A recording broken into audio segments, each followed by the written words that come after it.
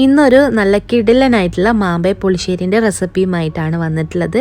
ഉച്ചയ്ക്കെല്ലാം പെട്ടെന്ന് തയ്യാറാക്കിയെടുക്കാൻ പറ്റുന്ന ഒരു റെസിപ്പിയാണ്. നല്ല ചൂടുള്ള ചോറിൻ്റെ കൂടെയൊക്കെ കൂട്ടി കഴിക്കാൻ പറ്റുന്ന നല്ലൊരു അടിപൊളിയായിട്ടുള്ള കറി തന്നെയാണ്. അപ്പോൾ അതെങ്ങനെയാണ് തയ്യാറാക്കിയെടുക്കുന്നത് നോക്കാം. നമുക്ക് വീഡിയോയിലോട്ടേക്ക് പോകാം. അപ്പോൾ അതിന് വേണ്ടിയിട്ട് അത്യാവശ്യം വലിപ്പമുള്ള ഒരു മാങ്ങ എടുത്തിട്ടുണ്ട്. അത്യാവശ്യം പഴുത്ത് തന്നെയാണ് കേട്ടോ. അപ്പോൾ ഇതിൻ്റെ തൊലിയൊക്കെ കളഞ്ഞതിന് ശേഷം നമുക്ക് ഇതൊരു ചട്ടിയിലേക്ക് ഇട്ട് കൊടുക്കാം. എന്നിട്ട് ബാക്കിയുള്ള ഇൻഗ്രീഡിയൻസ് ഒക്കെ ചേർത്ത് കൊടുക്കട്ടെ. അപ്പോൾ ഞാൻ ഫ്ലെയിം ഓൺ ചെയ്തിട്ടില്ല. അപ്പോൾ ഇതിലേക്ക് നമ്മൾ ആദ്യം തന്നെ ഒരു പിടിയോളം കറിവേപ്പില ചേർത്ത് കൊടുക്കാം.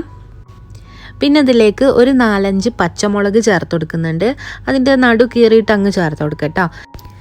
ഇനി നമുക്കിതിലേക്ക് ഒരു 1/2 ടീസ്പൂണിൻ്റെ അടുത്തോളം കാശ്മീരി മുളക് ചേർത്ത് കൊടുക്കാം. അതിനുശേഷം ഒരു 1/4 ടീസ്പൂൺ മഞ്ഞൾപ്പൊടിയും കൂടെ ചേർത്ത് കൊടുക്കുന്നുണ്ട് കേട്ടോ. ആവശ്യത്തിന് ഉപ്പ് ചേർത്ത് കൊടുക്കാം. അതിനുശേഷം നമുക്കിതിലേക്ക് വെള്ളം ചേർത്ത് കൊടുക്കാം കേട്ടോ. ഏകദേശം ഒരു കപ്പോളം വെള്ളം ചേർത്ത് കൊടുത്തിട്ടുണ്ട്. അതിൻ്റെ പകുതിയോളം വെള്ളം ഒഴിച്ചു കൊടുക്കാം കേട്ടോ. എന്നിട്ട് നമ്മളിത് അടച്ചു വെച്ചിട്ട് ഒന്ന് വേവിച്ചെടുക്കാം. അപ്പോൾ മാങ്ങയൊക്കെ നന്നായിട്ട് ഉടഞ്ഞ് വരുന്നുണ്ട് കേട്ടോ. അപ്പോൾ ഒന്ന് സ്പൂൺ വെച്ചിട്ട് ഒന്നും കൂടെ അങ്ങ് ഇളക്കി കൊടുക്കാം. ഇനി നമുക്ക് ഇതിലേക്കുള്ള ഒരു തേങ്ങ അരപ്പ് തയ്യാറാക്കിയെടുക്കാം. അതിന് വേണ്ടിയിട്ട് 1 കപ്പ് തേങ്ങ എടുത്തിട്ടുണ്ട് കേട്ടോ. ഇതിലേക്ക് 1 അല്ലി വെളുത്തുള്ളി ചേർത്ത് കൊടുക്കാം. 1 അല്ലി മതി, അത്യാവശ്യം വലുപ്പമുണ്ട്. പിന്നെ ഇതിലേക്ക് ഒരു 2 നുള്ള് നല്ല ജീരകം ചേർത്ത് കൊടുക്കാം. എന്നിട്ട് ഇത് നമുക്ക് കുറച്ച് വെള്ളം കൂട്ടിയിട്ട് ഒന്ന് അരച്ചെടുക്കട്ടോ. അപ്പോൾ നമ്മളതാ ഈ ഒരു വെള്ളമൊക്കെ നന്നായി വറ്റി വന്നിട്ടുണ്ട്. ഇനി നമുക്ക് ആ ഒരു അരപ്പ് ഇതിലേക്ക് ഒഴിച്ചു കൊടുക്കാം.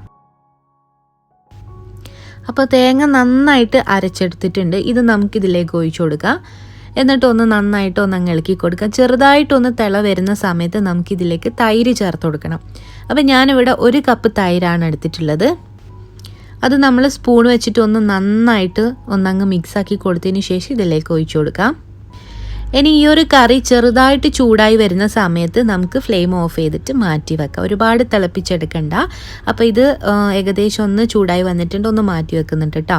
ഇനി നമുക്കിതിൻ്റെ മുകളിലേക്ക് ഒന്ന് താളിച്ച് ഒഴിച്ചു കൊടുക്കണം. അതിന് വേണ്ടിയിട്ട് കുറച്ച് വെളിച്ചെണ്ണ ഒഴിച്ചു കൊടുത്തിട്ടുണ്ട്. കടുകും അതുപോലെ ഉലുവയും ചേർത്ത് കൊടുക്കുക.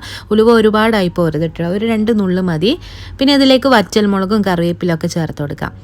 അപ്പോൾ ഇതാ നമ്മളെ കറി ഏകദേശം അടിപൊളിയായിട്ട് തന്നെ നല്ല തിക്കായിട്ട് തന്നെ കിട്ടിയിട്ടുണ്ട്. ഇതിൻ്റെ മേലേക്ക് കുറച്ച് മാത്രം കുരുമുളക് ഒന്ന് ചതച്ചിട്ട് ചേർത്ത് കൊടുത്താൽ നല്ലൊരു ടേസ്റ്റ് ആയിരിക്കും കേട്ടോ. കുറച്ച് മാത്രമേ ചേർത്ത് കൊടുത്തിട്ടുള്ളൂ. അതിനുശേഷം നമ്മൾ താളിച്ചെടുത്തിട്ടുള്ള ആ ഒരു താളിപ്പതിൻ്റെ മേലേക്ക് ഒഴിച്ചു കൊടുക്കാം. അപ്പോൾ നമ്മളെ മാങ്ങ പുളിശ്ശേരി ഇവിടെ റെഡി ആയിട്ടുണ്ട്. തീർച്ചയായിട്ടും നല്ല ഈസി ആയിട്ട് ചെയ്തെടുക്കാൻ പറ്റുന്ന ഒരു റെസിപ്പി തന്നെയാണ്. എല്ലാവരും ട്രൈ ചെയ്ത് നോക്കുക. നല്ല ചൂടുള്ള ചോറിൻ്റെ കൂടെയൊക്കെ കൂട്ടി കഴിക്കാൻ നല്ല ടേസ്റ്റാണ് കേട്ടോ. അപ്പോൾ ഈ റെസിപ്പി നിങ്ങൾക്ക് ഇഷ്ടമായിട്ടുണ്ടെങ്കിൽ ലൈക്ക് ചെയ്യാനും ഷെയർ ചെയ്യാനും മറക്കരുത്. തീർച്ചയായിട്ടും നല്ലൊരു റെസിപ്പിയുമായിട്ട് പെട്ടെന്ന് തന്നെ കാണാം. താങ്ക്